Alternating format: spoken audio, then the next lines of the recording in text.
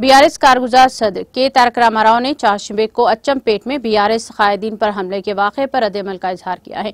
KTR ने Congress leader Rahul Gandhi से पूछा, राहुल जी, जिस मोहब्बत में इजाफे का मतलब यही है। इस सिलसिले में केटीआर ने अपने सोशल मीडिया के ऑफिशियल एक्स अकाउंट पर एक पोस्ट किया। इस पोस्ट के साथ केटीआर ने बीआरएस नागर कर्नूल के उम्मीदवार आरएस प्रवीण कुमार के जरिए पोस्ट किया गया एक वीडियो मुंसलिक किया, जिसमें कांग्रेस के सफों में बीआरएस कायदीन पर हमला किया गया था। केटीआर ने तनकीद की कि कांग्रेस कायदीन ताकत का गलत इस्तेमाल करके मुखालिफिन पर हमला कर रहे हैं। केटीआर ने कहा कि ये शर्म की बात है कि पुलिस भी इन हमलों और ज्यादतियों में मुलविस है। उन्होंने तेलंगाना डीजीपी को टैग करते हुए कहा कि अगर हमला करने वाले गुंडों और तमाशाई बनकर काम करने वाले पुलिस के खिलाफ कार्रवाई नहीं की गई तो इंसानी हकूक कमीशन से रुजू करेंगे। उन्होंने कहा कि वो इंसाफ की जीत जरूर करेंगे।